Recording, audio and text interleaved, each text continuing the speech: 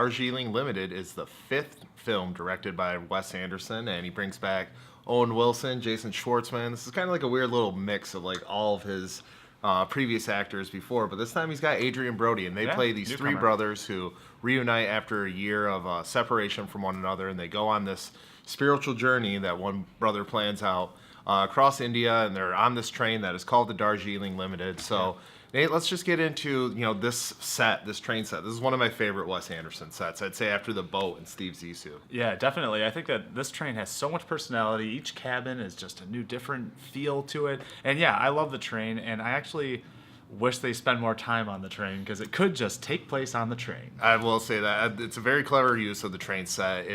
It all takes, or not the entire movie, but whenever something takes place on the train, like they can still move from cabin to cabin, it can still feel fresh. Yeah. Not like you're getting too stale on the location. And so I love that they are able to do that with this train set. Yeah, and I think that Wes Anderson handles tight quarters very well in this while still keeping that creative feel and his own personal style to it. But it is very tight quarters, but it's still very complicated direction in this. And that's another thing I compliment this movie on. I think it's one of Wes Anderson's more well-orchestrated directed movies. I think there's a lot of long shots and a lot of different things going on in tight spaces, and he handles it so the audience can understand it easily. Yeah, I think this is the movie where Wes Anderson really got into full swing with like his kind of style. A lot of top over shots explaining information, like a layout of things, and just the swooping camera, the 180, 360 in some case pans, going around. And I think that's where he really started to refine his style. But I think similar to Steve Zissou, with focusing on the style, I think the story just loses a little bit. Yes. You mentioned when they get off the train, that you kind of miss it because you love the train so much. There is a scene in this, we'll get into it a little bit later, but there's a scene in this where I feel like it kind of stops the story dead in its tracks.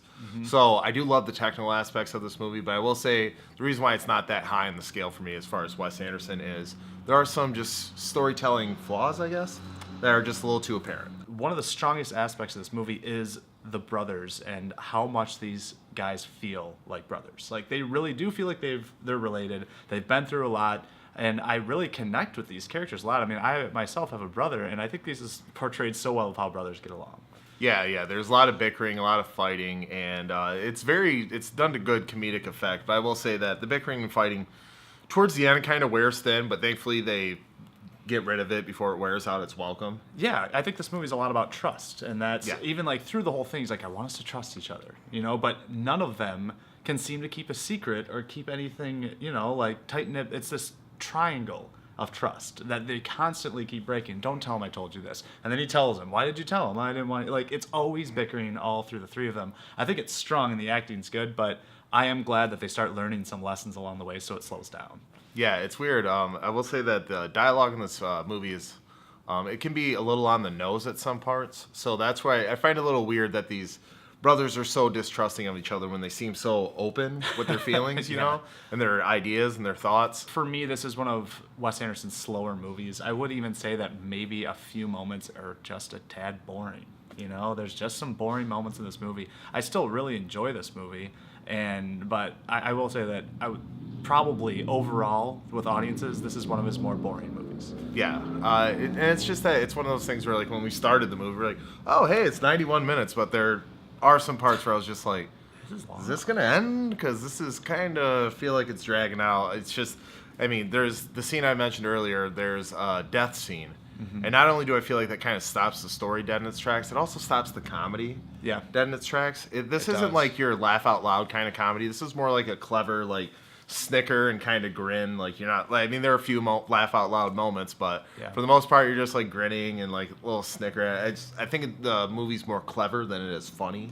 Yes, I also think that one positive aspect of this is a very calming movie to me. I can watch it and I feel very relaxed when watching this movie. I really like the setting, the train, not only the train, but India as in itself. I really enjoy that. And I always feel very calm with this movie. But yes, I think the death scene sort of steers it off the tracks a little bit and does all of a sudden jar you with this very emotional scene. And it's just like really kind of out of nowhere.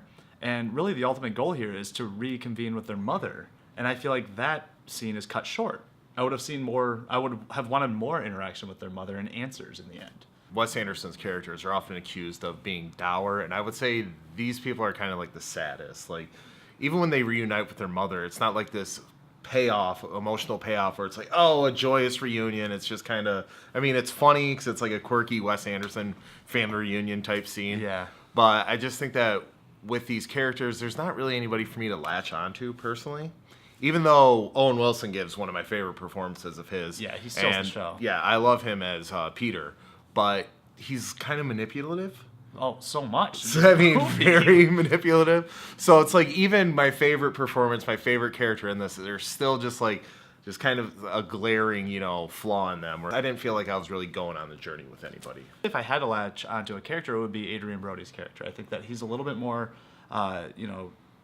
he's a little bit softer than the others, I would say, and he just tries to keep to himself. So I really like his character, but I think that the chemistry between Adrian Brody and Owen Wilson's character is the most brotherly, passive-aggressive actions towards each other that I've ever seen on film, because I'm just like, man, I feel like people just can really relate to this if they have an older or a younger brother and how you interact with them. Buffs. All right, Nate, we shared our thoughts on the Darjeeling Limited. Very unusual, kind of interesting movie from Wes Anderson, but tell me how much you liked it with your score. Yeah, I do like the Darjeeling Limited, but I like all of Wes Anderson's films. I will say that this is a little bit more of the slower side of his films, but there are outstanding moments in it, and I know a lot of people that find this to be their favorite of it. For me personally, it's not, but it's still very good. I'm going to go 7.5 out of 10. I mean, I recommend the Darjeeling Limited.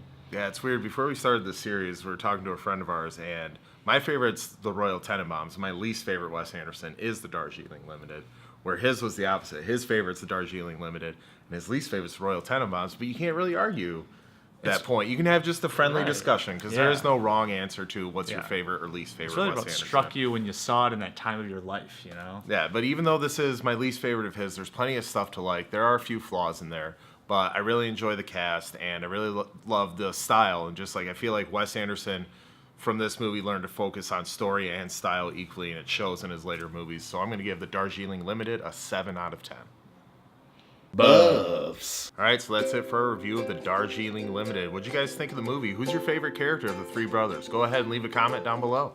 Yeah, our next review is going to be The Fantastic Mr. Fox, his first animated feature, which is going to be nice because Isle of Dogs is animated as well. Get us geared up for that. Yeah, I'm excited to revisit this movie, so check that out later. But don't forget, there's no place like the theater.